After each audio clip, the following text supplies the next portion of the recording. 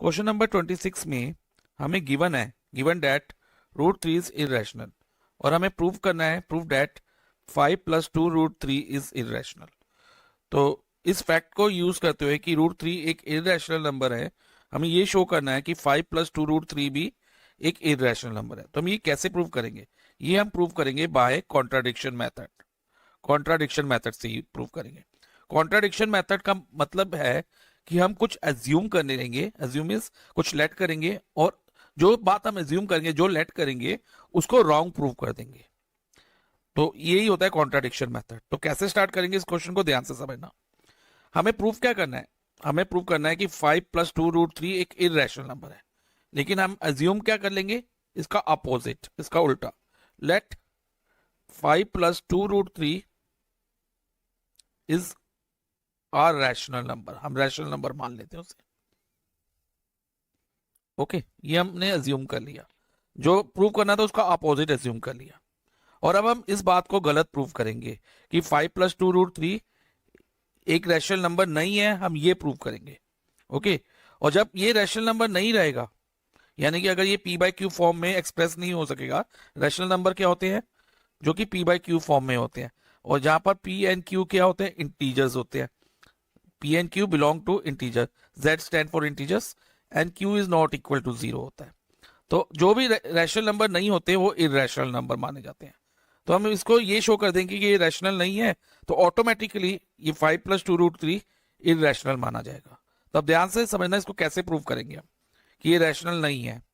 तो हमने एज्यूम कर लिया कि 5 + 2 root three is rational number. तो अगर ये रैशनल हमने एज्यूम किया है, तो ये किसके इक्वल होना चाहिए? p/q के इक्वल लिख सकते हैं इसको। यस सर, लिख सकते हैं, क्योंकि ये रैशनल नंबर किस फॉर्म में होते हैं? p एंड q की फॉर्म में होते हैं। where p and q are integers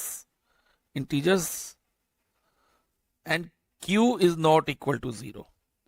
तो यही कंडीशन होती है रैशनल नंबर की। अब नेक्स्ट क्या करेंगे? हम रूट थ्री को LHS में रखते हुए, रूट थ्री को हम LHS में ही रखेंगे, और बाकी सब नंबर जो रूट थ्री के साथ है, जैसे 5 और 2 को हम p/q के साथ शिफ्ट कर देंगे। तो ये कैसे करेंगे ध्यान से समझना।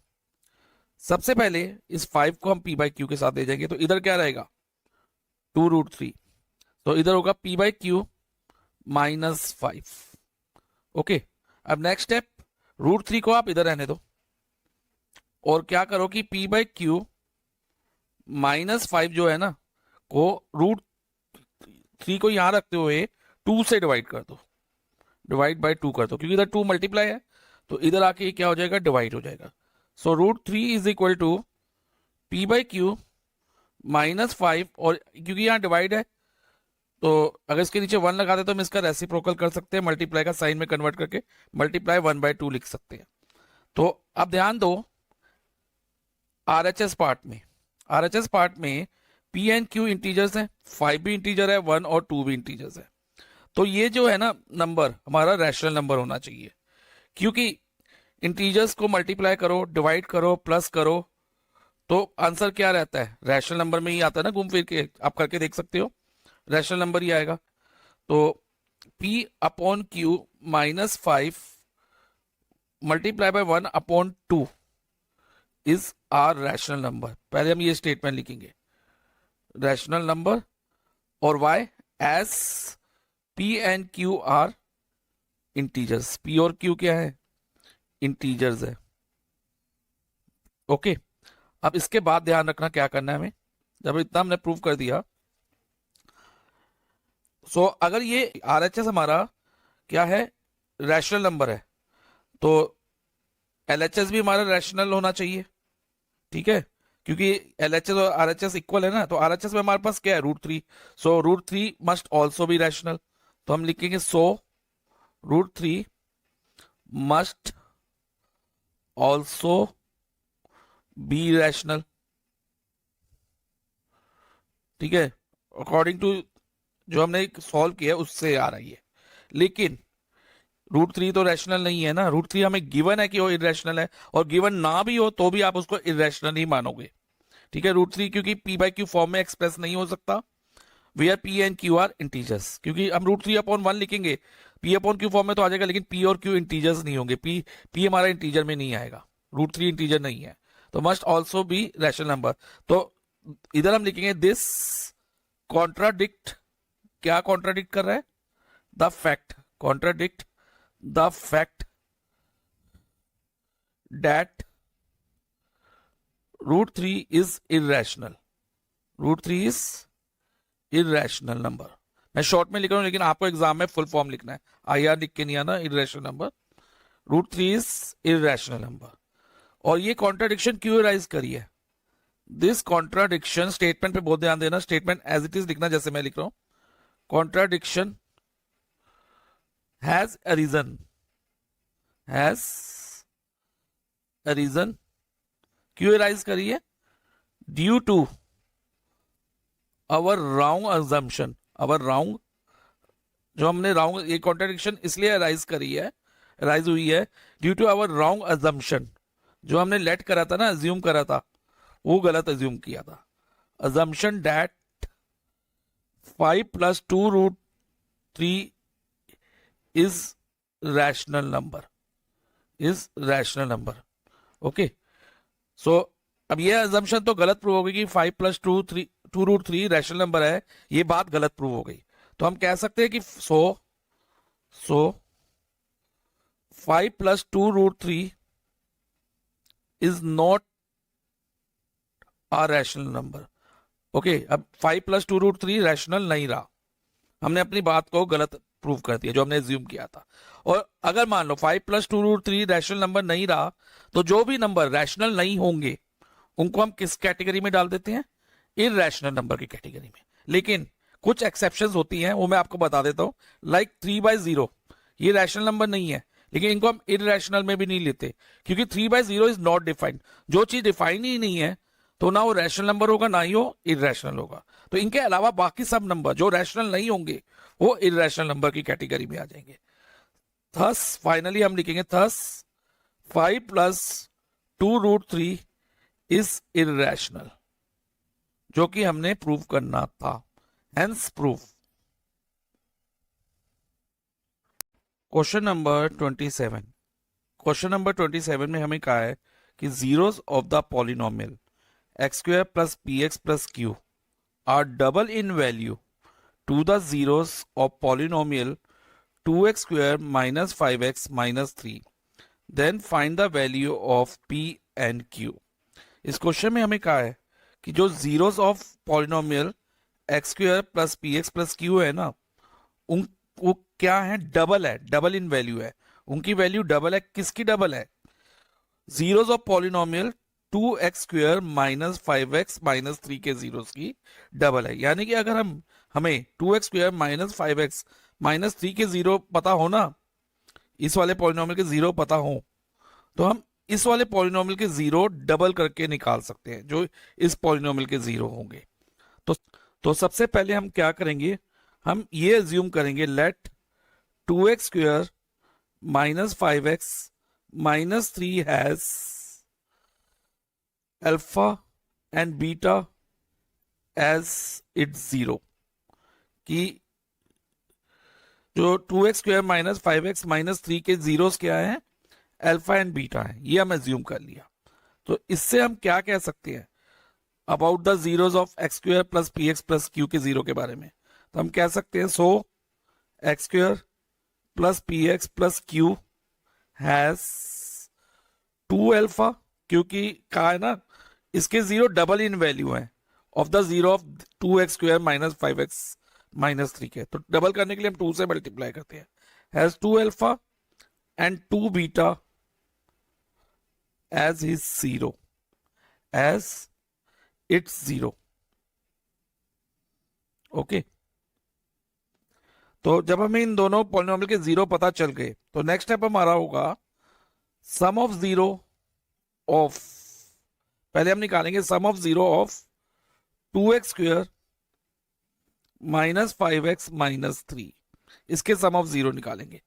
तो sum of zero alpha plus beta होता है, यही होता है ना, यस। और इसका एक फॉर्मूला भी होता है, वो फॉर्मूला क्या है, -b/a, यानी कि अल्फा प्लस बीटा किसके इक्वल होगा, माइनस बी अपॉन ए के। और अब माइनस बी अपॉन ए कैसे पता चलेगा, इसके लिए आपको क्वाड्रेटिक पॉलिनोमियल की जनरल फॉर्म पता होनी चाहिए। वो होती है A X square plus B X plus C. इसमें जो b होता है ना वो x का कोफिशिएंट होता है, यानी कि x के आगे जो नंबर है, और a एक्स स्क्वायर का कोफिशिएंट होता है जो एक्स स्क्वायर के आगे नंबर है, और c कांस्टेंट टर्म होती है। तो अब हम इस पॉलिनोमियल में देखें, इस वाले पॉलिनोमियल में, तो b क्या है, -5 है। तो इसकी वैल्यू डालते हैं। तो सबसे पहले हम फॉर्मूले का माइनस लिखते हैं, जो फॉर्मूले में माइनस है। उसके बाद b की वैल्यू क्या है, -5। तो क्योंकि नेगेटिव वैल्यू है तो हम इसको ब्रैकेट में रखेंगे, क्योंकि ऑलरेडी यहाँ पर बाहर माइनस का साइन है, अपॉन ए मैंने बताया अभी एक्स स्क्वायर का कोफिशिएंट, यानी कि एक्स स्क्वायर के आगे जो नंबर है 2। तो ये बन गया हमारा minus minus 5 upon 2। Alpha plus beta कितना हो गया, 5 अपॉन 2। अब नेक्स्ट हम करेंगे sum of zeros of this polynomial X square plus P X plus Q. Again इस बार इसके सम ऑफ जीरोस क्या है, 2 अल्फा प्लस 2 बीटा। तो जैसे इधर हमने अल्फा प्लस बीटा किया था, यहां हम करेंगे 2 अल्फा प्लस 2 बीटा, क्योंकि इसके जीरोस 2 अल्फा और 2 बीटा है। और फॉर्मूला से अगर निकालेंगे तो माइनस बी, फॉर्मूला तो माइनस बी अपॉन ही रहेगा, लेकिन इधर बी किसके इक्वल है, प्लस पी के। तो पहले तो एक फॉर्मूले का माइनस डालो और बी की जगह प्लस पी, और प्लस का साइन हम साथ में नहीं लेते, तो हम इसको माइनस पी होगा ये। और ए का कोफिशिएंट क्या है, ए क्या होगा, सॉरी ए होगा एक्स स्क्वायर का कोफिशिएंट, यानी कि एक्स स्क्वायर के आगे जो नंबर है विच इज 1। और माइनस पी अपॉन 1 क्या होगा बच्चा, माइनस पी। और अब देखो इधर से, इसमें से हम 2 कॉमन ले सकते हैं, तो ब्रैकेट में क्या रहेगा, 2 कॉमन लेने के बाद 2 बाहर ले लिया, ब्रैकेट में होगा अल्फा प्लस बीटा, और ये किसके इक्वल होगा, माइनस पी के। अब अल्फा प्लस बीटा हमने अभी फाइंड किया था, क्या फाइंड किया था बच्चे, 5 अपॉन 2 यहां पर किया था ना, alpha plus beta is equal to 5 upon 2। तो 2 multiply by 5 upon 2 is equal to minus P. अब ये 2 और 2 कट जाएगा, तो हमारे पास आ जाएगा 5, देखो यहां 5 बचा, is equal to minus P. अब पी की वैल्यू क्या होगी, अब पी की वैल्यू होगी, जैसे इधर माइनस का साइन है, इस साइन को हम इधर शिफ्ट कर देंगे 5 के साथ, तो P -5 is equal to P हो जाएगा, यानी कि पी की वैल्यू हमारी -5 आ गई। अब हम आते हैं प्रोडक्ट ऑफ जीरोस पे, दोनों पॉलिनोमियल के प्रोडक्ट ऑफ जीरोस। तो पहले product of zeros of 2x square of 2x square -5x -3 नहीं देते हैं, क्योंकि इसके जीरोस हमने क्या एज्यूम किए थे, अल्फा एंड बीटा। तो अल्फा मल्टीप्लाई बाय बीटा होगा, alpha multiply by beta means alpha beta.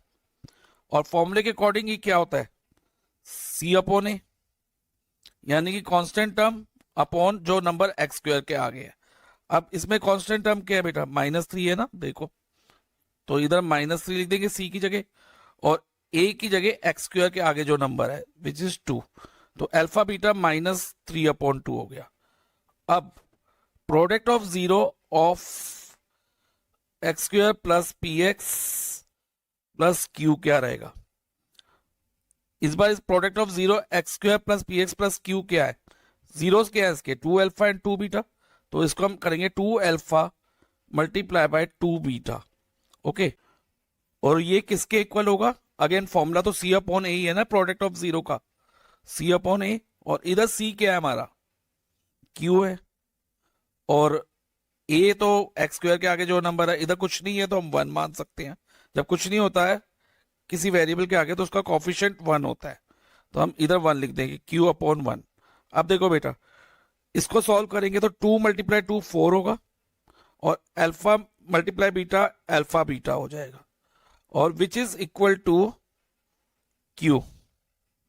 अब 4 मल्टीप्लाई बाय अल्फा बीटा कितना है, अभी हमने फाइंड किया था -3 अपॉन 2, तो यहां पर -3 अपॉन 2 लिख देंगे, is equal to Q.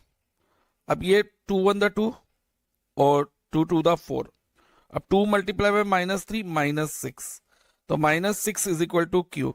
So Q की वैल्यू -6 आ गई। तो इस तरह से हमने पी और क्यू की वैल्यू फाइंड कर ली। पी कितना आया -5 and Q is equal to minus. Question number 28। Question number 28 में हमारे पास दो क्वेश्चन है, उनमें चॉइसेस हैं, तो हम दोनों क्वेश्चन सॉल्व करेंगे। इस वीडियो में मैं फर्स्ट क्वेश्चन सॉल्व करूंगा, फिर सेकंड क्वेश्चन हम नेक्स्ट वीडियो में सॉल्व करेंगे। अब ध्यान से समझना बच्चे कैसे करना है ये वाला question. A train cover a certain distance, एक ट्रेन है जो एक सर्टेन डिस्टेंस में एक फिक्स डिस्टेंस कवर कर रही है at a uniform speed. Uniform speed mean same speed पे। अब क्वेश्चन में कहा गया if the train would have been 6 kilometre per hour faster. अगर ट्रेन की स्पीड को मान लेते हैं, क्वेश्चन में ये कहा गया है कि मान लो कि स्पीड जो है ना 6 किलोमीटर पर आवर फास्टर हो जाए, यानी कि उसकी स्पीड 6 किलोमीटर पर आवर ज्यादा हो जाए, तो it would have taken 4 our less.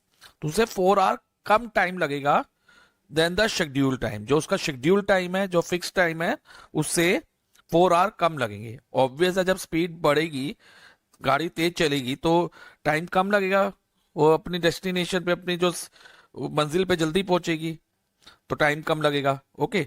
और दूसरी तरफ वो कहता है कि केस 2 में if the train was slower by 6 kilometre per hour, train की स्पीड 6 किलोमीटर पर आवर कम हो जाए, स्पीड कम हो गई, तो टाइम ज्यादा लगेगा या कम होगा? ज्यादा लगेगा, ऑब्वियस है। कितना ज्यादा लग रहा है? It would have taken 6 hour more. धीरे चलेगी तो देर से पहुंचेगी यानी कि ज्यादा टाइम ले रही है। 6 hour more than schedule time. Find the length of the journey. हमें क्या फाइंड करना है? लेंथ ऑफ द जर्नी, यानी कि हमें फाइंड करना है डिस्टेंस। अब डिस्टेंस का फॉर्मूला क्या होता है? डिस्टेंस का फॉर्मूला होता है स्पीड मल्टीप्लाइड टाइम। लेकिन इस क्वेश्चन में हमारे पास ना स्पीड है ना टाइम है, तो हम क्या करेंगे? हम करेंगे let speed of the train. अभी हम ओरिजिनल स्पीड की बात कर रहे हैं। Speed of the train is equal to x kilometre per hour, और टाइम टेकन, जो शेड्यूल टाइम की बात कर रहे हैं, नॉर्मल टाइम कह लो या शेड्यूल टाइम, उसको मान लेते हैं कि कितना है? y hours. ओके। तो डिस्टेंस क्या रहेगा जो ट्रेन कवर कर रही है? डिस्टेंस होगा स्पीड मल्टीप्लाई टाइम, यानी कि स्पीड तो x है और टाइम कितना है? y। तो x मल्टीप्लाई y, और x मल्टीप्लाई y को हम xy लिख सकते हैं। तो xy किलोमीटर, क्योंकि डिस्टेंस हम किलोमीटर में एक्सप्रेस करते हैं। अब केस 1 पे आ जाते हैं। पहले केस में क्या लिखा था? अभी मैंने आपको बताया, if the train would have been 6 kilometre per hour faster, यानी कि उसकी स्पीड 6 किलोमीटर पर आवर बढ़ जाए। ओरिजिनल स्पीड क्या थी? x थी। अब स्पीड उसकी बढ़ गई। केस 1 में स्पीड कितनी हो गई? x प्लस 6 हो गई, 6 किलोमीटर पर आवर बढ़ गई, तो टाइम कम हो जाएगा। जब स्पीड बढ़ती है तो टाइम कम होना ही है। And it would have taken 4 our less, उसको 4 घंटे कम लगते हैं, लेस देन शेड्यूल टाइम। अब शेड्यूल टाइम हमने अज्यूम किया था y, तो अब कम टाइम लग रहा है, तो y माइनस कितना कम टाइम लग रहा है? 4 आवर लेस। देखो इधर लिखा है, तो y माइनस 4 आवर्स। ओके। अब डिस्टेंस क्या रहेगा इसमें? डिस्टेंस कितना होगा बच्चे? Distance is equal to speed multiply by time. Formula है। स्पीड क्या है केस 1 में? x प्लस 6, इन ब्रैकेट ले लेना इसको, मल्टीप्लाई बाय टाइम। टाइम कितना है? y माइनस 4, इसको भी ब्रैकेट में रख लो। अब ध्यान दो बच्चा, जो ये डिस्टेंस है xy और ये डिस्टेंस क्या सेम होंगे? हाँ होंगे, क्योंकि डिस्टेंस तो फिक्स है। दो मान लो ट्रेन आगरा से दिल्ली जा रही है, तो आगरा भी अपनी जगह है, दिल्ली भी अपनी जगह है, तो जो आगरा और दिल्ली के बीच में डिस्टेंस है वो तो फिक्स रहेगा ना। तो यानी कि चाहे वो स्पीड और टाइम कम ज्यादा हो सकते हैं, लेकिन डिस्टेंस क्या रहेगा? वो हमेशा फिक्स रहेगा। यानी कि हम ये वाले डिस्टेंस को, एक्स वाई वाले डिस्टेंस को x plus 6 multiply y minus 4 distance के इक्वल लिख सकते हैं। तो हम यही करेंगे अभी।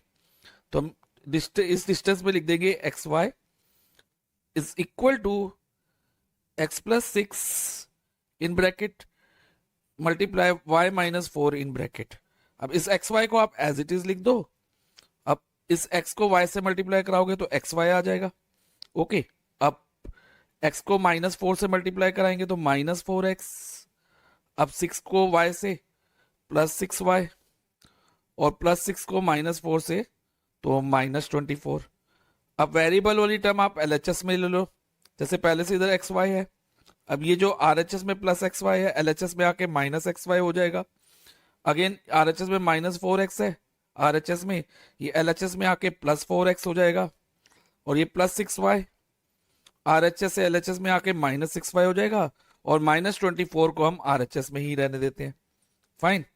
तो अब देखो plus X Y minus X Y cut गया, हमारे पास क्या इक्वेशन बनी, देखो बच्चा 4x minus 6y is equal to minus 24।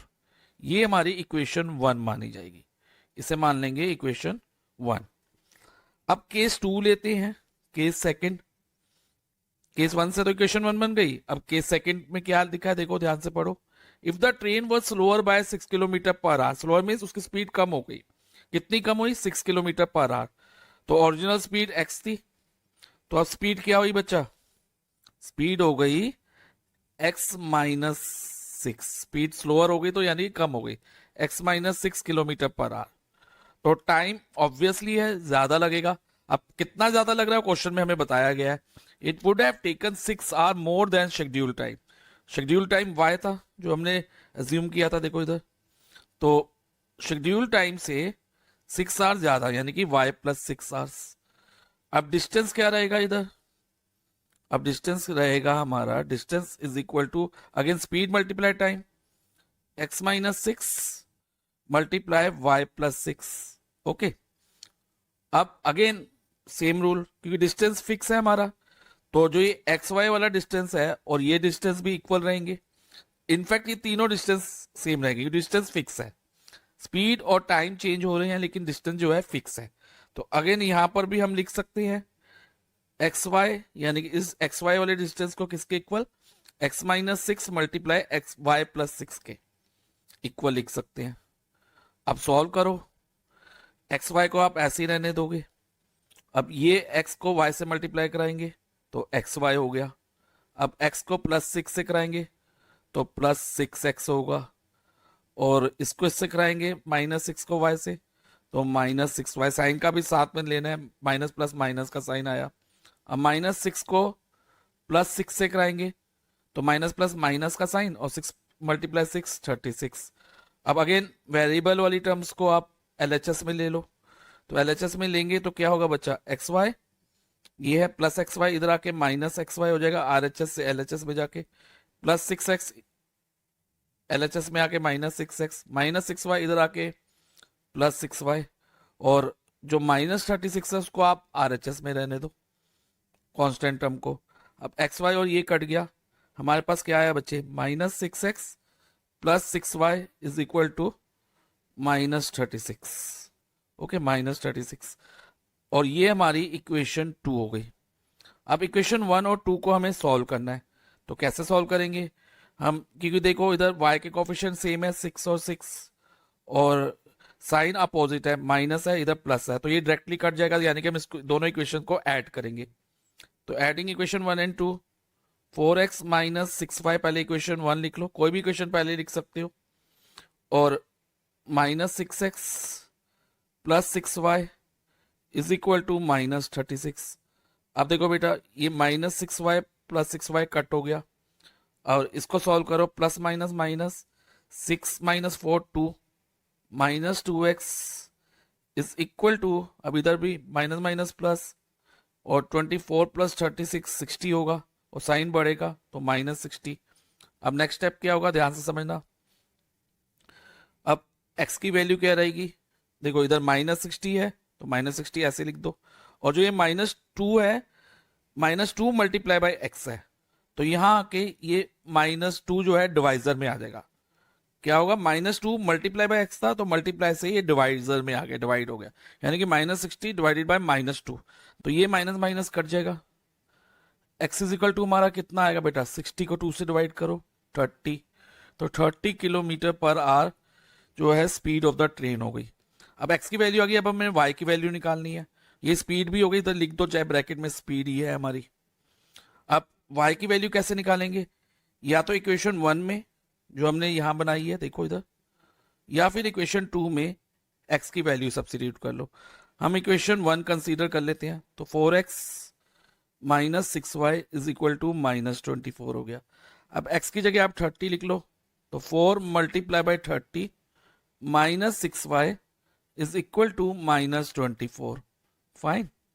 अब 4 मल्टीप्लाई 30 कितना होता है 120, minus 6y is equal to minus 24। अब माइनस 6y को यहां रहने दो। नेक्स्ट क्या करोगे आप, जो ये प्लस 120 है उसको माइनस 24 के साथ शिफ्ट कर देंगे। तो यहां पर क्या है प्लस 120 है, ये अलग से है ना, y के साथ तो नहीं है, तो इसको हम उधर शिफ्ट कर देंगे, माइनस 120 कर देंगे। अब minus 6y is equal to minus minus plus 24 plus 120 144 minus 144। अब y की वैल्यू क्या होगी बच्चा, माइनस 144 अपॉन माइनस 6, ये और ये कट गया।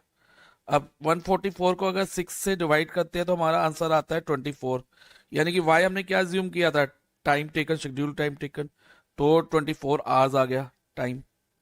ओके। अब हमने फाइनली क्या निकालना था, लेंथ ऑफ द जर्नी, यानी कि डिस्टेंस। तो डिस्टेंस कवर क्या होगा, डिस्टेंस और ब्रैकेट में क्योंकि आंसर स्टेटमेंट लिख रहे हो तो लेंथ ऑफ द जर्नी भी लिख लेना आप, लेंथ ऑफ द जर्नी। वो क्या होगा, speed multiply by time. Speed हमारी 30 फाइंड हुई और टाइम हमारा 24 आया, तो 30 मल्टीप्लाई बाय 24 होगा हमारा 720। ओके, तो 720 kilometre is the length of the journey. Question number 28 का और पार्ट्स है हमारे सामने। इसमें लिखा है अनुज हैड सम चॉकलेट। अनुज के पास कुछ चॉकलेट्स हैं। वो क्या करता है, इन चॉकलेट्स को डिवाइड करता है in two lots A and B, lot A और लॉट बी में डिवाइड कर देता है। हम ये मान लेते हैं कि number of chocolate in lot A कितनी है x and number of chocolate in lot B y है। अब आगे क्या लिखा है, he sold the first lot. इसमें दो कंडीशन दी है।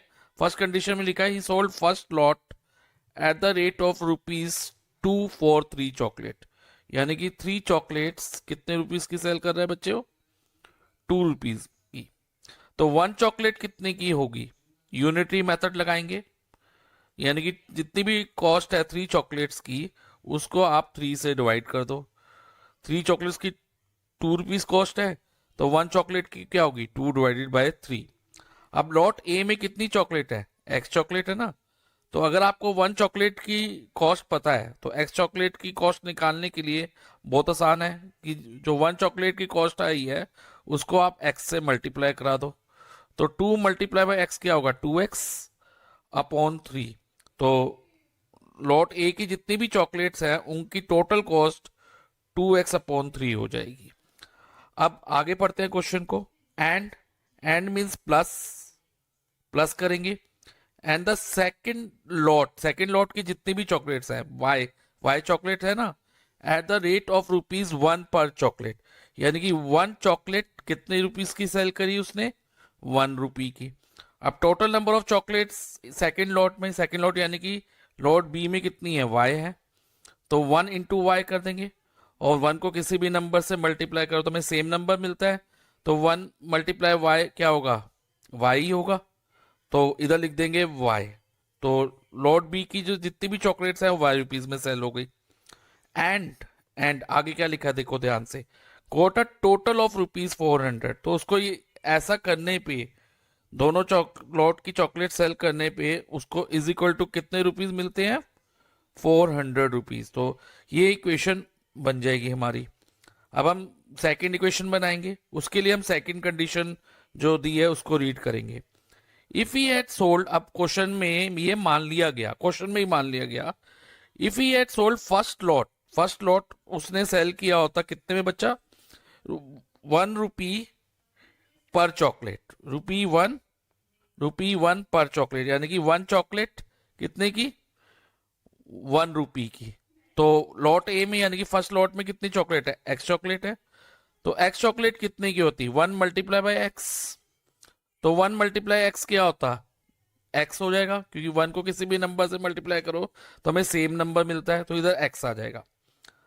अब आगे लिखा है एंड के लिए आप प्लस लगा लो, एंड के लिए प्लस लगा लो एंड द सेकंड लॉट में जितनी चॉकलेट्स है, सेकंड लॉट में कितनी चॉकलेट्स हैं y चॉकलेट्स हैं, वो किस रेट पे सेल कर रहा है ₹4 फॉर 5 चॉकलेट्स, यानी कि 5 चॉकलेट्स कितने रुपीस की, 4 रुपीस की। तो 1 चॉकलेट कितने की होगी, यूनिटरी मेथड, 4 को 5 से डिवाइड कर देंगे हम, 4 डिवाइडेड बाय 5। अब total number of chocolate lot B में कितनी है, y है, तो 4/5 को आप y से मल्टीप्लाई कर दो, तो 4 मल्टीप्लाई बाय y 4y हो जाएगा, 4y/5। तो इधर आ जाएगा x plus 4y/5 is equal to, उसकी टोटल कलेक्शन कितनी है, total collection would have been 460 is equal to rupees 460 हो जाएगा। तो ये हमारी सेकेंड इक्वेशन बन गई। अब इन इक्वेशंस को हमें सॉल्व करना है, तो इसमें हम एलिमिनेशन मेथड यूज करेंगे, लेकिन ध्यान दो इधर हमें जो दोनों इक्वेशंस है फ्रैक्शनल फॉर्म में है, तो पहले हम इसको सिंपल फॉर्म में ले लेंगे। अब y के नीचे कुछ नहीं है तो 1 लगा लो, और 400 के नीचे भी कुछ नहीं है तो 1 लगा लो। अब जो तीनों टर्म्स के डिनोमिनेटर का एलसीएम लो, 3, 1 और 1 का एलसीएम क्या होगा, 3 होगा, तो इधर लिख दो 3, इधर बीच में इज इक्वल टू का साइन डालो और यहां पर भी आप 3 लिख दो। Okay fine. अब 2x/3 में डिनोमिनेटर में हमारे पास 3 है, तो हम क्या करेंगे, एलसीएम को जो डिनोमिनेटर में 3 है उससे डिवाइड करो। एलसीएम कितना आया 3, और डिनोमिनेटर में भी 3 है, तो हम करेंगे 3 डिवाइडेड बाय 3 1, और जो आंसर आएगा उसको न्यूमरेटर से मल्टीप्लाई कर दो। अब न्यूमरेटर में हमारे पास 2x है, तो 2x मल्टीप्लाई बाय 1 2x हो गया। अब 3, अब y/1 में डिनोमिनेटर में 1 है, तो एलसीएम 3 है, 3 को डिनोमिनेटर यानी कि 1 से डिवाइड करो, 3 डिवाइडेड बाय 1 क्या होगा, 3 होगा। अब जो डिवाइड करके आंसर आया 3 डिवाइडेड बाय 1 करके 3 आया ना, तो उसको y, जो आंसर आएगा डिवाइड करके उसको न्यूमरेटर से मल्टीप्लाई करते हैं, तो y multiply by 3 is 3y। और सेम हियर, इधर हमारे पास 3 है, 3 400 के नीचे हमने 1 लिया डिनोमिनेटर में, तो 3 डिवाइडेड बाय 1 3, तो वो 3 को 1 से डिवाइड करके 3 आया, और 400 को आप 3 से मल्टीप्लाई कर दोगे तो 1200। ये 3 और 3 कट हो जाएगा, तो हमारी एक इक्वेशन बन जाएगी 2x plus 3y is equal to 1200। ये हमारी इक्वेशन 1 हो गई, इसे हम इक्वेशन 1 कंसीडर करेंगे। अब सेकेंड इक्वेशन कैसे बनेगी ध्यान से समझना, उसके लिए भी हमें सेम वे में एलसीएम लेना होगा, जैसे कि 1 5 और 1 का एलसीएम 5 आया, इधर 5 लिखोगे इज इक्वल टू इधर भी 5। अब 5 को 1 से डिवाइड करेंगे 5 आएगा, तो x को भी आप 5 से मल्टीप्लाई कर दो, तो 5x। अब 5 डिवाइडेड बाय 5 की 4y/5 में डिनोमिनेटर में 5 है, तो एलसीएम 5 को आप इस डिनोमिनेटर वाले 5 से डिवाइड करो, 5 डिवाइडेड बाय 5 1, और 1 डिवाइड करके 1 आया, तो 1 को आप न्यूमरेटर यानी कि 4y से मल्टीप्लाई कर दोगे, तो ऊपर हो जाएगा 4y। अगेन हेयर 5 को 1 से डिवाइड किया 5, और 460 को 5 से मल्टीप्लाई, तो 2300। अब ये 5 का जब एक पूरा डैश होता है हम ऐसे कट कर सकते हैं बेटा, ठीक है। तो हमारे पास सेकेंड इक्वेशन हो गई 5x plus 4y is equal to 2300। ये इक्वेशन 2 हो गई। अब क्योंकि इसको हमें एलिमिनेशन मेथड से सॉल्व करना है, तो या तो हम x के कोफिशिएंट को सेम बनाएंगे या फिर हम y के कोफिशिएंट को सेम बनाएंगे। तो सेम कैसे बनाते हैं, मान लो मैं x के कोफिशिएंट को सेम बनाना चाहूँ, तो मुझे क्या करना होगा, तो मैं ये देखूंगा कि इक्वेशन 1 में x का कोफिशिएंट क्या है, x का कोफिशिएंट यानी कि x के आगे क्या नंबर है, 2 है। तो हम क्या करेंगे, इक्वेशन 2 को जो x के आगे नंबर था ना इक्वेशन 1 में जो कि 2 था उससे मल्टीप्लाई करा दो, और फिर देखो कि इक्वेशन 2 में x का कोफिशिएंट क्या है, इक्वेशन 2 में x का कोफिशिएंट 5 है, तो आप इक्वेशन 1 को 5 से मल्टीप्लाई करा दो। ओके, तो ये ध्यान रख लेना। अब इसको आगे इक्वेशन क्या फॉर्म हुई मल्टीप्लाई कराने पे, स्टेटमेंट भी लिख दो, मल्टीप्लाइंग इक्वेशन 1 बाय 5, इक्वेशन 1 को 5 से मल्टीप्लाई कराया, एंड इक्वेशन 2 बाय 2। अब अगर हम मल्टीप्लाई कराते हैं इक्वेशन 1 को 5 से, तो 2x इंटू 5 10x हो जाएगा। ओके, प्लस 3y को 5 से मल्टीप्लाई कराएंगे तो 15y, 1200 को 5 से मल्टीप्लाई कराएंगे तो 6000, और इसी तरह से इक्वेशन 2 को 2 से मल्टीप्लाई कराना है तो 5x मल्टीप्लाई बाय 2 10x हो गया, और 4y को 2 से मल्टीप्लाई कराएंगे तो हमारे पास आएगा 8y। 2300 को अगर हम 2 से मल्टीप्लाई कराएंगे तो हमारे पास आएगा 4600। अब हमने क्योंकि x के कोफिशिएंट को सेम करा है तो हम देखेंगे x के आगे साइन क्या है, दोनों प्लस, कोई साइन नहीं है, यानी कि दोनों पॉजिटिव साइन है। सेम साइन जब भी होंगे, सेम साइन चाहे वो प्लस प्लस हो चाहे वो माइनस माइनस हो, तो हम इक्वेशन को सब्ट्रैक्ट कराते हैं, और लेकिन अगर आप पॉजिटिव साइन होते हैं तो हम इक्वेशन को ऐड कराते हैं। जब हम सब्ट्रैक्ट कराते हैं ना तो एक तरह से हम इक्वेशन, मान लो ये वाली जो है 10x plus 15y is equal to 6000 वाली इक्वेशन में से ये वाली इक्वेशन माइनस करेंगे, 10x plus 8y is equal to 4600 वाली इक्वेशन माइनस करेंगे। जब हम इक्वेशन माइनस करते हैं, सब्ट्रैक्ट कराते हैं, तो हम सेकेंड इक्वेशन के साइन को चेंज कर देते हैं। जैसे इधर प्लस 10x है तो ये माइनस 10x हो जाएगा, प्लस 8y का माइनस 8y, 4600 है प्लस है तो इसके आगे माइनस 4600 हो जाएगा। अब देखो ये 10x plus 10x minus 10x cut हो गया, 15y और minus 8y, plus minus minus, 15 minus 8 7, 7y is equal to, इधर भी plus minus minus, new sign को कंसीडर करना है तो 6000 में से 4600 गए 1400। अब y की वैल्यू क्या होगी, इधर 7 मल्टीप्लाई बाय y था तो इधर ये डिवाइजर में आ जाएगा, यानी कि 1400 को हम 7 से डिवाइड करेंगे और हमारा आंसर होगा y की वैल्यू 200। अब y की वैल्यू 200 आ गई। अब x की वैल्यू निकालनी है तो उसके लिए हम इक्वेशन 1 या इक्वेशन 2 में से किसी एक इक्वेशन को पिक कर लेंगे और उसमें y की वैल्यू सब्स्टिट्यूट करेंगे। तो हम ले लेते हैं इक्वेशन 1 को, इक्वेशन 1 कॉपी करो पहले, 2x plus 3y is equal to 1200। इधर y की वैल्यू सब्स्टिट्यूट करो, y की वैल्यू कैसे डालेंगे, 3y है ना तो 3 मल्टीप्लाई बाय 200 हो जाएगा क्योंकि y की वैल्यू हमारी 200 है। अब इसको x के लिए सॉल्व करेंगे, 2x plus 3 into 200 600, 2x is equal to, अब 600 1200 के साथ जाके माइनस 600 हो जाएगा, 2x इज इक्वल टू 600 हो गया। अब x की वैल्यू क्या होगी, इधर 2 मल्टीप्लाई बाय x है ना, तो जब 2 LHS से RHS में जाएगा तो मल्टीप्लाई का अपोजिट हम डिवाइड होता है, तो 600 डिवाइडेड बाय 2 कर देंगे यानी कि 300, तो x की वैल्यू हमारी 300 हो गई, यानी कि लॉट एक में कितनी चॉकलेट हो गई, 300 चॉकलेट्स जो कि x की वैल्यू है, और लॉट बी में कितनी चॉकलेट्स हो गई, is equal to y chocolate थी ना, y की वैल्यू हमारी 200 आई। अब टोटल नंबर ऑफ चॉकलेट्स, जो स्टेटमेंट लिखोगे आप लिखोगे टोटल नंबर ऑफ चॉकलेट्स, ये आंसर स्टेटमेंट लिखना मोस्ट इंपॉर्टेंट है बेटा, इज इक्वल टू क्या होगा 300 प्लस 200 यानी कि 500। So total number of chocolates कितनी हो गई 500।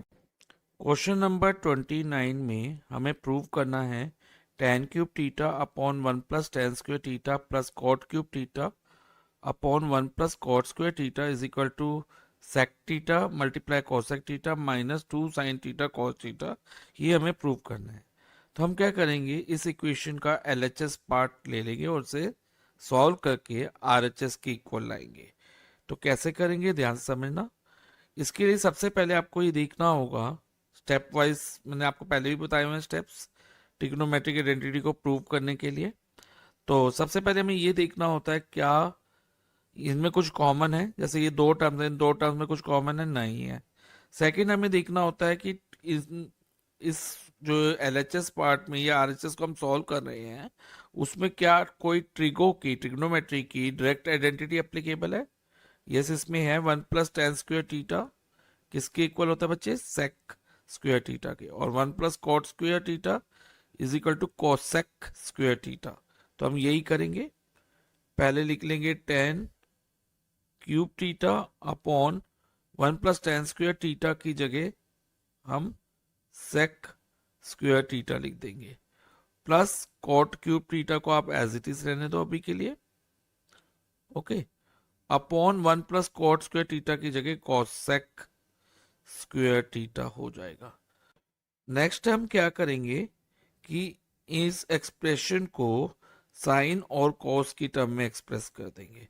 जैसे कि टेन क्यूब थीटा किसकी इक्वल होता है, sign theta upon cos theta ना, तो हम लिख सकते हैं टेन क्यूब थीटा की जगह sign cube theta upon cos cube theta, ये आ गया। और डिनोमिनेटर में हमारे पास क्या था, सेक स्क्वायर थीटा था, और सेक किसका रेसिप्रोकल होता है, कॉस का, तो सेक स्क्वायर थीटा की जगह हम 1 अपॉन कॉस स्क्वायर थीटा भी ले सकते हैं। प्लस अब कोट थीटा किसके इक्वल होता है, cos theta upon sine theta, तो हम लिख सकते हैं cos cube theta upon sine cube theta, ये ब्रैकेट में, अपॉन कॉसेक, कॉसेक किसका रेसिप्रोकल है, साइन का, 1 upon sine square theta in bracket, okay.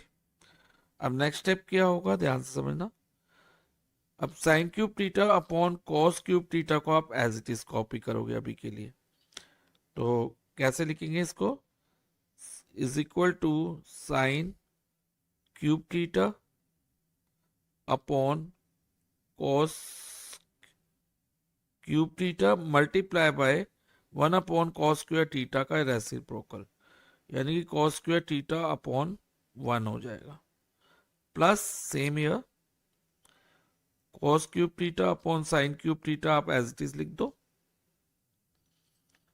Multiply by 1 upon sine square theta का रेसिप्रोकल होगा साइन स्क्वायर थीटा अपॉन 1।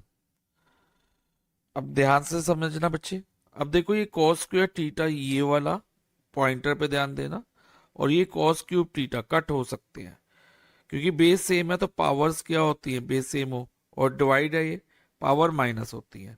तो cos cube theta को अगर कॉस स्क्वायर थीटा से डिवाइड कर देंगे तो डिनोमिनेटर में हमारे पास कॉस थीटा बचेगा, क्योंकि 3 माइनस 2 पावर 1 हो गई, फाइन। अब ध्यान से समझना, तो इसको अगर हम इससे कट करते हैं तो हमारे पास आता है, ध्यान से सुनना, साइन क्यूब थीटा अपॉन यहां पर कॉस थीटा बच जाएगा, ओके, कॉस थीटा। इसके बाद प्लस यहां पर भी यही होगा, साइन स्क्वायर थीटा अगर साइन क्यूब थीटा को कट करें तो साइन थीटा आता है, तो हम लिख सकते हैं cos cube theta upon sine theta. अब ध्यान दो बेटा, इसमें जो कॉस साइन क्यूब थीटा और कॉस क्यूब थीटा की तो कोई आइडेंटिटी हमारे पास है नहीं ट्रिगो की, तो हम क्या करेंगे, इसको हम साइन स्क्वायर थीटा और कॉस स्क्वायर थीटा में एक्सप्रेस करते हैं। कैसे, ध्यान से समझना, साइन क्यूब थीटा को अगर हम ऐसे लिख लें, sine square theta into sine theta, तो क्या हम लिख सकते हैं, यस, क्योंकि sine square theta into sine theta sine cube theta ही होता है, अपॉन कॉस थीटा।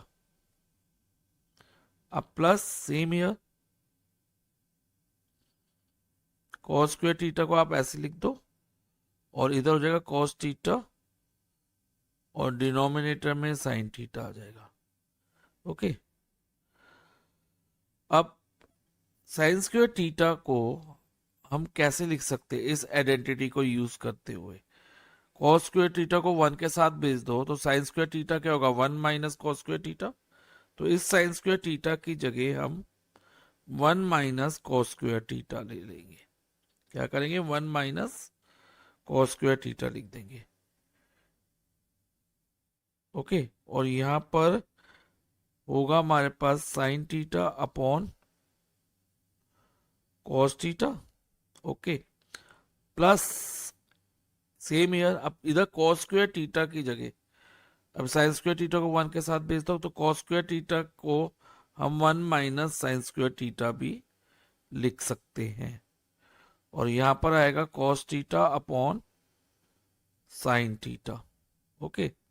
अब नेक्स्ट स्टेप क्या करो, जो ये हमारे पास ये है ना sign theta upon cos theta को ब्रैकेट के अंदर वाले दोनों नंबर से मल्टीप्लाई करो, और इधर भी cos theta upon sine theta को इस ब्रैकेट वाले दोनों नंबर से। जब हम इसको 1 से मल्टीप्लाई करेंगे, 1 multiply sign theta upon cos theta, तो 1 से मल्टीप्लाई करो तो सेम मिलता है ना नंबर हमें, तो यहाँ पर आएगा sign theta upon cos theta. लेकिन जब इससे मल्टीप्लाई करेंगे तो कैसे लिखेंगे, देखो ध्यान से, cos square theta multiply by sine theta upon cos theta. Same here, अब इधर प्लस का साइन है तो ब्रैकेट ओपन करते वक्त साइन अंदर के चेंज नहीं होंगे, लेकिन अगर इधर माइनस का साइन होता तो साइन चेंज होते। अब देखो, जब 1 से इसको कराएंगे, 1 into cos theta upon sine theta को हम cos theta upon sine theta लिख सकते हैं। ओके, और minus plus minus minus bracket खोलते वक्त माइनस साइन स्क्वायर थीटा को हम माइनस साइन स्क्वायर थीटा को मल्टीप्लाई करेंगे cos theta upon sine theta से।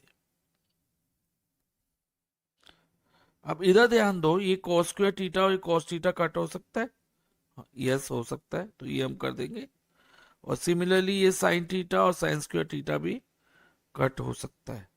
अब ये टर्म और ये टर्म आप एक साथ ले लो, sine theta upon cos theta plus cos theta upon sine theta, और इधर क्या बचा हमारे पास, क्योंकि कॉस थीटा कट गया था, यहाँ कॉस स्क्वायर थीटा को काटा था तो यहाँ हमारे पास कॉस थीटा आया था, तो cos theta into sine theta minus cos theta sine theta हो जाएगा। ओके, और same here minus sign theta into cos theta, sine theta multiply cos theta. अब नेक्स्ट स्टेप होगा, ध्यान से समझना, अब इन दोनों का एलसीएम होगा कॉस थीटा और साइन थीटा का। अब cos theta into sine theta LCM जो आया उसको कॉस थीटा इस वाले कॉस थीटा से डिवाइड करोगे तो ये कॉस थीटा कट जाएगा, तो क्या बचेगा, साइन थीटा। अब sine theta multiply sine theta is sine square theta, और सेम इसी तरह से कॉस थीटा और साइन थीटा को अगर आप साइन थीटा से कट करोगे तो ये साइन थीटा कट जाएगा, cos theta into cos theta हमारा हो जाएगा कॉस स्क्वायर थीटा। और यहां पर क्या होगा, इन दोनों को हम minus cos theta into minus sine theta minus 2 sine theta cos theta लिख सकते हैं, क्योंकि चाहे हम cos theta into sine theta लिखे या sign theta into cos theta लिखे तो एक ही बात है, क्योंकि अगर 3 मल्टीप्लाई बाय 4 करते हैं तो भी 12 होता है, 4 मल्टीप्लाई बाय 3 भी 12 होता है। तो इसको हम लिख देंगे minus 2 sine theta into cos theta. अब देखो आरएचएस का ये वाला पार्ट तो हमारा आ गया, अब हमने ये वाला पार्ट लाना है बस। तो अब ध्यान से समझना, कुछ ही स्टेप बचे हैं इसके, इसको हम यहां कंटिन्यू कर लेते हैं इस तरफ। अब देखो sign square theta plus cos square theta, identity क्या होती है, 1 होती है, तो sign square theta plus cos square theta की जगह हम 1 लिख लेंगे। इस और डिनोमिनेटर में क्या आएगा बच्चे, cos theta sine theta 1 upon cos theta into sine theta minus 2 sine theta into cos theta. अब ध्यान से समझना बच्चे, अब ये जो 1 अपॉन कॉस थीटा और साइन थीटा है तो उसको हम ऐसे भी लिख सकते हैं, 1 upon cos theta multiply by 1 upon sine theta, yes लिख सकते हैं। देखो 1 मल्टीप्लाई बाय तो 1 1 हो गया, और cos theta into sine theta हमारा कॉस थीटा साइन थीटा आ जाएगा डिनोमिनेटर में, तो हम इसको अलग अलग करके भी लिख सकते हैं। और इधर हमारे पास 2 sine theta into cos theta है। अब फाइनली 1 अपॉन कॉस थीटा किसका रेसिप्रोकल था, सेक थीटा का ना, तो हम 1 अपॉन कॉस थीटा की जगह सेक थीटा ले लेंगे। क्या ले लेंगे बेटा, सेक थीटा, और 1 अपॉन साइन थीटा की जगह कोसेक थीटा।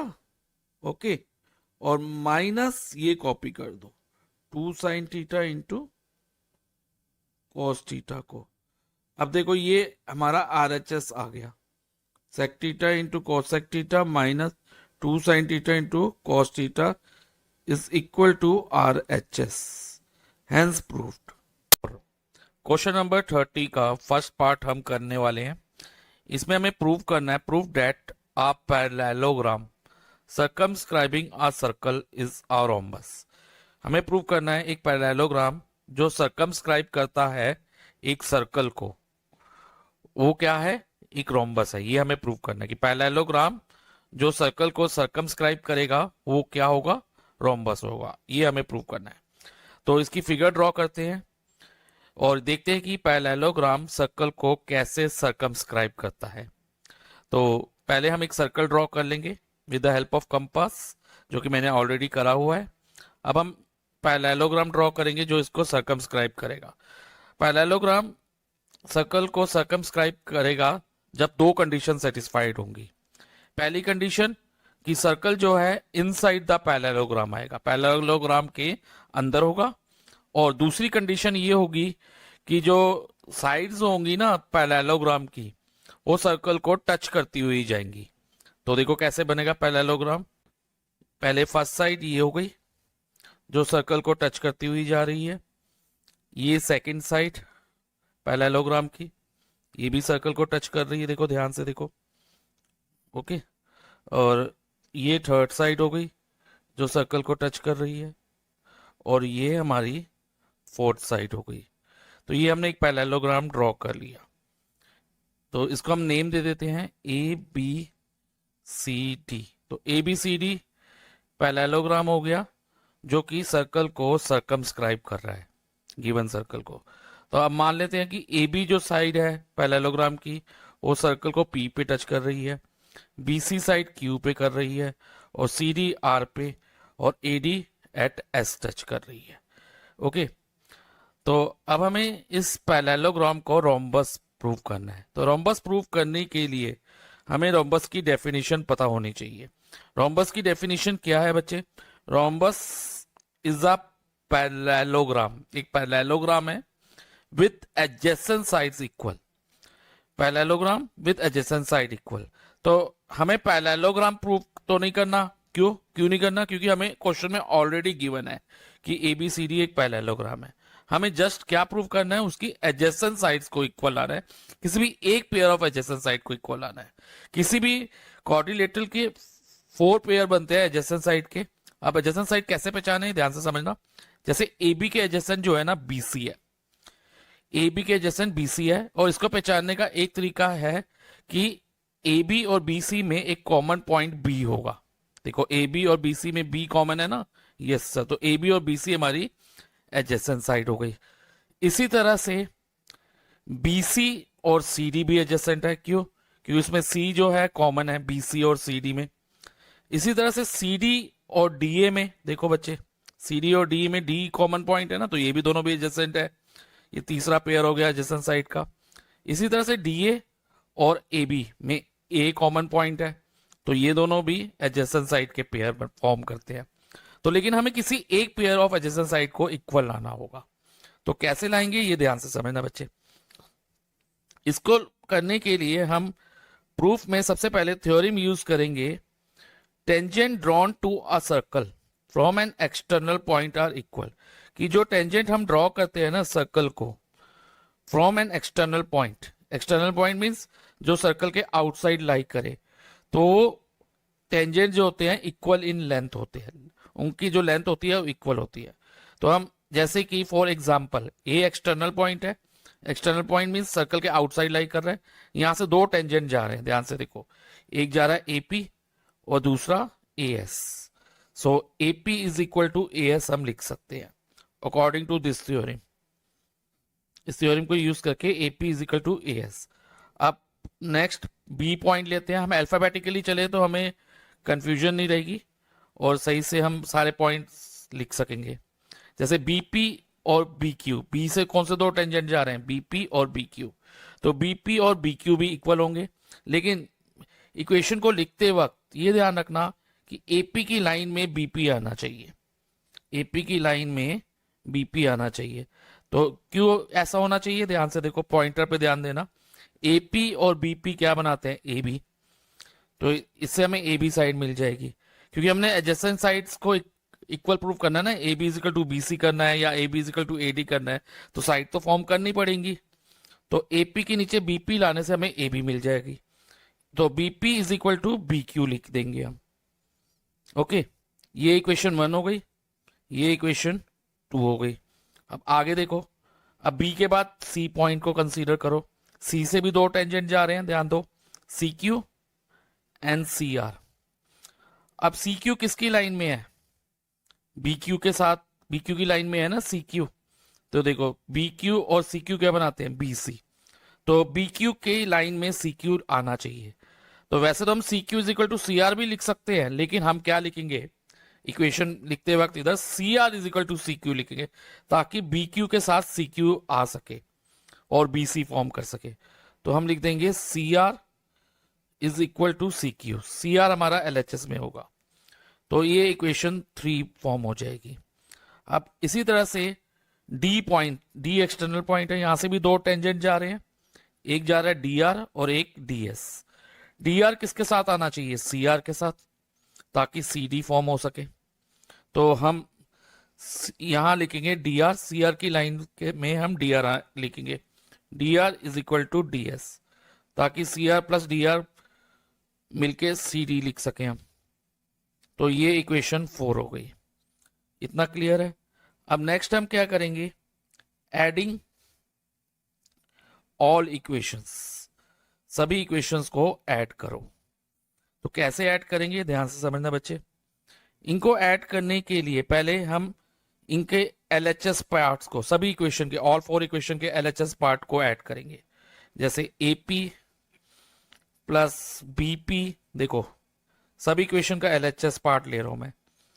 फिर थर्ड इक्वेशन में CR है LHS में, प्लस DR इक्वल टू अब RHS पार्ट को ऐड करो। AS, देखो इज इक्वल टू मैंने इधर लिख दिया AS के साथ DS को लिखना, क्योंकि AS और DS, देखो ये AS हो गया, पॉइंटर पे ध्यान देना, और ये DS हो गया। AS और DS मिलके क्या बनाते हैं, AD, ताकि हम बाद में इसको AD लिख सके नेक्स्ट स्टेप में, AS प्लस DS। और इसी तरह से BQ, ये देखो ये BQ और ये CQ, PC बनाते हैं ना, तो BQ और CQ को एक साथ लिखना, क्योंकि हम एडिशन में ऑर्डर चेंज कर सकते हैं, आगे पीछे लिख सकते हैं नंबर्स को या किसी भी वेरिएबल को। तो अब देखो AP प्लस BP, AP ध्यान दो, फिगर में भी देखो और इधर भी देखो, AP plus BP, AP plus BP क्या बना रहे हैं, AB। तो AP प्लस BP की जगह हम लिख देंगे AB प्लस, अब CR और plus DR, CR plus DR, CR ये वाली लाइन सेगमेंट और DR ये वाली लाइन सेगमेंट, दोनों लाइन सेगमेंट मिलके CD बना रहे हैं कि नहीं, यस सर बना रहे हैं। तो AB प्लस CD हो जाएगा। और इधर देखो AS प्लस DS, AS ये वाली लाइन सेगमेंट और DS ये वाली लाइन सेगमेंट, दोनों मिलके AD बना रहे हैं, यस बना रहे हैं। तो इधर हम AD लिख देंगे। और इसी तरह से हम BQ और CQ को ऐड करें, देखो BQ और CQ को ऐड करें तो क्या बनता है, BC। तो ये हमारे पास एक इक्वेशन बन गई, AB plus CD is equal to AD plus BC। तो अब नेक्स्ट क्या करेंगे, नेक्स्ट हम हमें ये गिवन है कि ABCD एक पैरेललोग्राम है, क्वेश्चन में दिया हुआ है ना, यस सर दिया है। तो अगर ये पैरेललोग्राम है तो पैरेललोग्राम की अपोजिट साइड इक्वल होती हैं, यस होती हैं। तो opposite sides of parallelogram are equal, in fact parallel भी होती हैं, लेकिन हम इक्वल ही हमें चाहिए, हमें पैरेलल की जरूरत नहीं है इस क्वेश्चन में, तो हम इक्वल ही लिखेंगे। तो इससे हम ये लिख सकते हैं कि AB is equal to CD, क्योंकि AB के अपोजिट मीन सामने CD है। देखो ये AB हो गई और ये CD हो गई, AB is equal to CD। And AD के अपोजिट BC है, ये देखो, ये एडी हो गई, पॉइंटर पे ध्यान देना, और ये बीसी हो गई, एक दूसरे के सामने है। AD is equal to BC, fine, AD is equal to BC, तो अपोजिट साइड इक्वल होगी। अब इधर ध्यान दो, क्योंकि ए बी और सी डी इक्वल है, तो हम ए बी को एज इट इज लिखते हुए सी डी की जगह ए बी लिख सकते हैं। यस, क्योंकि ए बी और सी डी इक्वल है, तो सी डी की जगह हमारे पास ए बी आ गया। हम ये भी कर सकते थे कि इधर सी डी रहने देते और इधर ए बी की जगह सी डी लिख देते, तो भी सही होता हमारा, उससे भी हमारी एडजेसेंट साइड इक्वल आ जाती, एक पेयर एडजेसेंट साइड का किसी तरह से इक्वल आ जाता। अब इसी तरह से आरएचएस में एडी को एज इट इज लिखो, और एडी और बीसी इक्वल है, तो इस वाले बीसी की जगह हम एडी लिख लेंगे। तो अब A B plus A B हमारा कितना होगा बेटा, ट्वाइस ए बी होगा, और A D plus A D twice A D हो जाएगा, और 2 और 2 कट जाएगा, हमारे पास क्या आया, A B equal to A D. अब ध्यान दो, ए बी और ए डी हमारी एडजेसेंट साइड है, ए बी और ए डी, यस, क्यों एडजेसेंट है, क्योंकि दोनों में कॉमन पॉइंट ए है। तो अगर किसी पैरेललोग्राम का एक भी पेयर एडजेसेंट साइड का इक्वल हो जाए, तो उस पैरेललोग्राम को हम रोम्बस कंसीडर कर सकते हैं। तो हम कहेंगे, पहले लिखेंगे A B C D is a parallelogram, एक पैरेललोग्राम है, parallelogram with A B is equal to A D, जो कि इसकी एडजेसेंट साइड है। देयरफॉर, अब हम फाइनल स्टेटमेंट लिख रहे हैं, therefore A B C D is a rhombus, hence proved. Question number 30 का और पार्ट हम करेंगे। इसमें हमें कहा गया है, इन द फिगर, एक फिगर है जिसमें X Y and X prime Y prime are two parallel tangents, दो पैरेलल टेंजेंट है to a circle with centre O. किस पे टेंजेंट है, to a circle with centre O, circle है जिसका सेंटर ओ है, और एक्स वाई और एक्स प्राइम वाई प्राइम दो टेंजेंट है, X Y tangent at P है, और X prime Y prime tangent at Q है, और दोनों टेंजेंट एक दूसरे के पैरेलल है। और उसके अलावा हमें कहा है कि अनदर टेंजेंट ए बी, एक टेंजेंट और है A B with point of contact C, उसका पॉइंट ऑफ कॉन्टेक्ट मीन्स वो सर्कल को सी पे टच कर रहा है। उसके अलावा ये कहा है कि इंटरसेक्टिंग एक्स वाई, यानी कि ए बी जो है एक्स वाई को ए पे कट कर रहा है, और एक्स प्राइम वाई प्राइम को बी पे कट कर रहा है। और हमसे क्या बोला है, what is the measure of angle A O B, angle A O B की मेजर क्या रहेगी, ये हमें फाइंड करना है। तो एंगल ए ओ बी कौन सा है, ये वाला एंगल, ये एंगल हमें फाइंड करना है।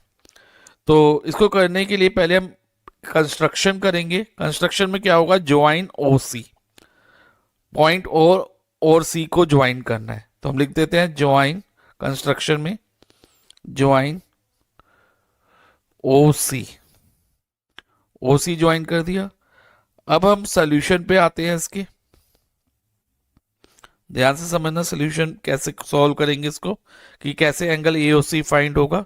तो हम क्या करते हैं, पहले यहाँ पर ना कुछ एंगल मार्क कर लेते हैं, लाइक इसे एंगल 1, इसे 2, यानी कि ये जो पी ओ ए है एंगल 1 हो गया, एंगल ए ओ सी 2 हो गया, एंगल बी ओ सी 3 हो गया, और एंगल बी ओ क्यू को हम 4 मान लेते हैं। और हमें फाइंड क्या करना है बच्चे, एंगल ए ओ बी की वैल्यू फाइंड करनी है ना, यानी कि अगर हमें एंगल 2 प्लस एंगल 3 मिल जाए, तो हम कह सकते हैं कि एंगल ए ओ बी किसके इक्वल होगा, एंगल 2 प्लस एंगल 3 के इक्वल ही तो होगा। तो जो एंगल 2 प्लस एंगल 3 की वैल्यू होगी, वो एंगल ए ओ बी की भी सेम वैल्यू रहेगी। तो इसलिए हमें पहले इसमें हमारा एम रहेगा कि हम एंगल 2 प्लस एंगल 3 फाइंड करें। अब वो कैसे फाइंड करेंगे, ये ध्यान से समझना। तो सबसे पहले हम क्या करेंगे कि ये दो ट्रायंगल लेंगे, कौन से दो triangle, triangle O A P, ये वाला ट्रायंगल, और दूसरा ट्रायंगल लेंगे ओ ए सी, ओ ए सी। इन दोनों ट्रायंगल को हम कॉन्ग्रुएंट प्रूव करेंगे, और कॉन्ग्रुएंट प्रूव करने के बाद एंगल 1 इक्वल टू एंगल 2 ले आएंगे। तो कैसे कॉन्ग्रुएंट प्रूव करना है, ध्यान से समझना। पहले हम लिख लेते हैं कौन कौन से ट्रायंगल ले रहे हैं हम। In triangle OAP and triangle OAC, दो ट्रायंगल ले लिए हमने। अब इसमें हम थ्योरम यूज करेंगे that tangent drawn from an external point, tangent जो एक्सटर्नल पॉइंट से ड्रॉ होते हैं to the circle are equal, वो इक्वल होते हैं। लाइक AP और AC, एक एक्सटर्नल पॉइंट A से आ रहे हैं ना, एक्सटर्नल पॉइंट A से दो टेंजेंट जा रहे हैं, एक AP और एक AC, तो हम लिख सकते हैं कि AP इक्वल टू AC, और रीजन होगा tangent to a circle from an external point. अब एक पार्ट ये हो गया, दूसरा पार्ट देखो क्या रहेगा, OA इक्वल टू OA, दोनों में कॉमन है, दोनों ट्रायंगल का पार्ट है। OAP में भी OA आ रहा है और OAC में भी OA आ रहा है, तो हम लिख देंगे OA equal to OA common. Okay, और तीसरा पार्ट क्या रहेगा, ध्यान से समझना। अब ये देखो बच्चे, ये जो OP है और जो OC है, ये क्या है, सर्कल के, इस वाले सर्कल के रेडियस है, और किसी भी सर्कल के सभी रेडियस जो होते हैं ना वो इक्वल होते हैं, तो OP और OC हमारा क्या होंगे, इक्वल होंगे। तो हम लिख सकते हैं कि OP is equal to OC, OP equal to OC, radii of same circle. Radii is a plural of radius, एक से ज्यादा रेडियस हो तो हम रेडाई बोलते हैं, रेडाई ऑफ सेम सर्कल। तो तीन पार्ट्स हमारे इक्वल आ गए, थ्री साइड्स एक ट्रायंगल की दूसरे ट्रायंगल की थ्री साइड्स के इक्वल हो गई, तो हम कह सकते हैं कि triangle OAP is congruent to triangle OAC by SSS rule, SSS rule से कॉन्ग्रुएंट हो गए।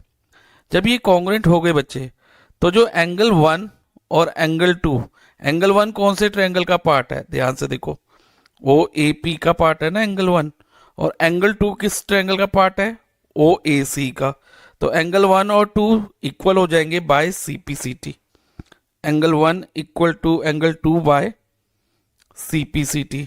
अब नेक्स्ट ध्यान से समझना बच्चे, अब नेक्स्ट हम देखेंगे जैसे कि एंगल 1 इक्वल टू 2 है, उसी तरह से एंगल 3 और 4 भी इक्वल होंगे।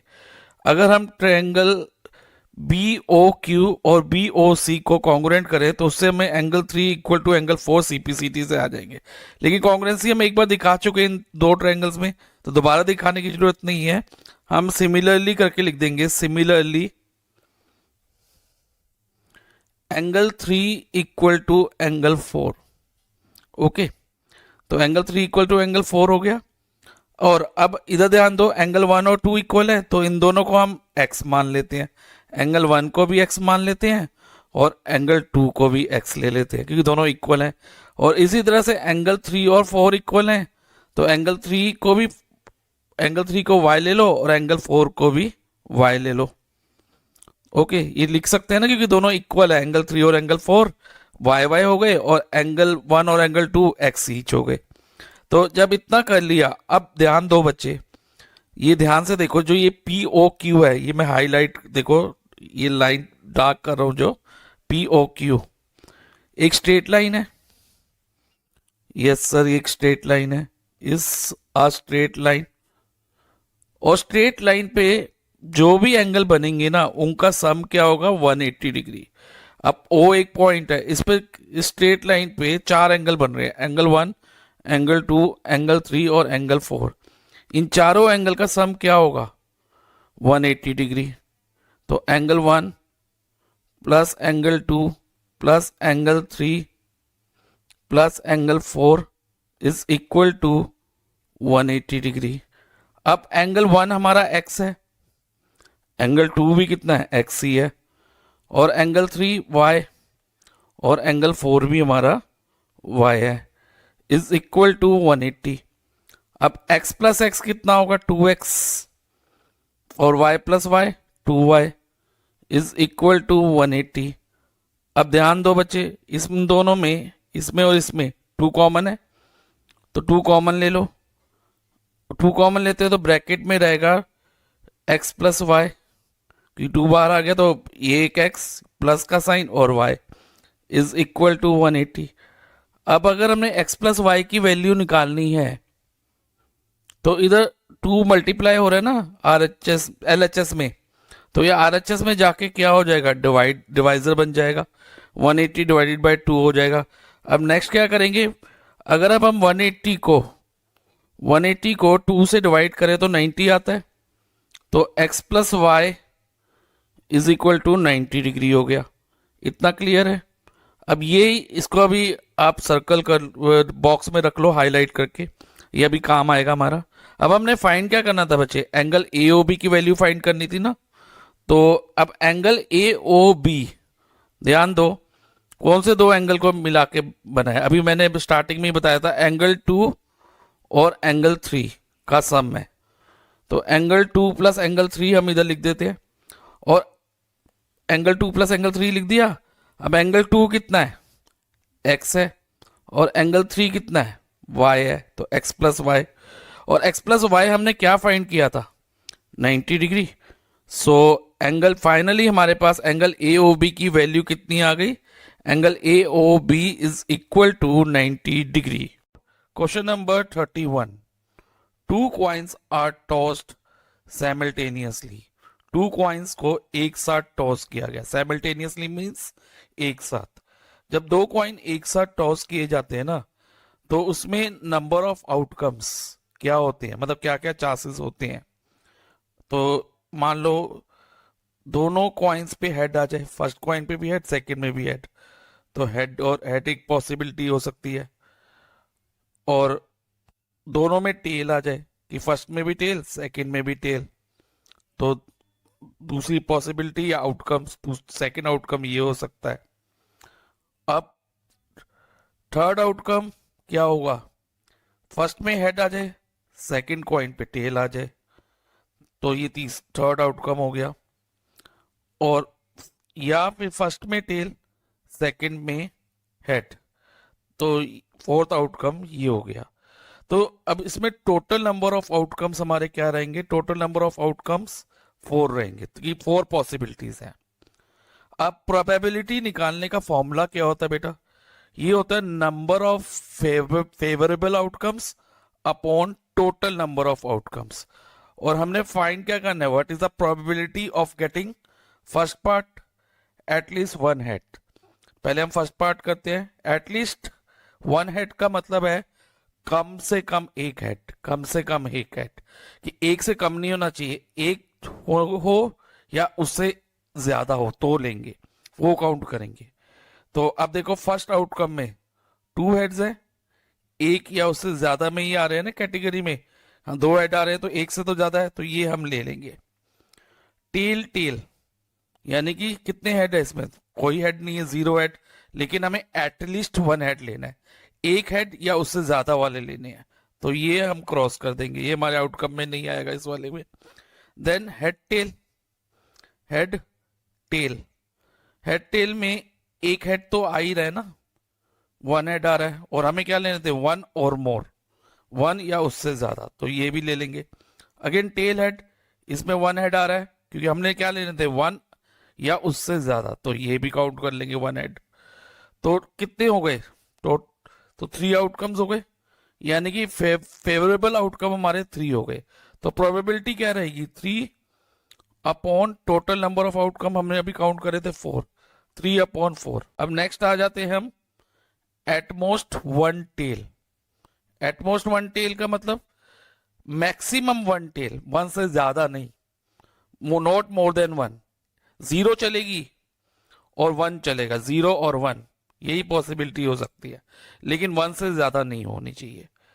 तो अब फर्स्ट केस देखो हेड हेड, तो इसमें कितनी टेल्स है, 0 टेल्स है, तो ये हम काउंट करेंगे, क्योंकि हमने एट मोस्ट बोला तो मैक्सिमम एक लेनी है, एक से कम वाली भी ले सकते हैं, तो ये काउंट करेंगे। टेल टेल, इसमें कितनी 2 टेल्स आ रही है, 2 टेल्स, लेकिन हमने 1 टेल से ज्यादा नहीं लेनी, तो इसको हम नहीं लेंगे। Then head tail, at most one tail बोला है, तो मैक्सिमम वन टेल वन या उससे कम, तो इसमें वन टेल आ रही है तो ये भी काउंट करेंगे। इसमें भी वन टेल आ रही है, क्योंकि मैंने बोला वन एटमोस्ट का मतलब, एटमोस्ट वन टेल का मतलब एक टेल या उससे कम, तो इसमें भी कितनी टेल्स आ रही है, एक टेल आ रही है, तो ये भी हम काउंट करेंगे। तो कितने हो गए आउटकम्स, 3। तो अगेन प्रोबेबिलिटी क्या हुई, 3 हमारे फेवरेबल आउटकम हो गए upon total number of outcome 4। अब अ हेड एंड टेल, एक हेड और एक टेल, ऐसा किस केसेस में हो रहा है, देखो ध्यान से बच्चे, one head and one tail, दो ही केसेस हैं जिसमें वन हेड और वन टेल आ रहा हो, a head and a tail. देखो दो केसेस हैं जिसमें एक हेड और एक टेल आ रहा हो, तो हम काउंट करें तो 1 2, तो हमारे फेवरेबल आउटकम क्या हो गए, 2 हो गए। तो 2 upon total number of outcome तो 4 है, तो 2 अपॉन 4, अब इसको कट करोगे, 2 को 2 से डिवाइड करेंगे 1 आएगा, 4 को 2 से डिवाइड करेंगे 2 आएगा, तो 1 अपॉन 2।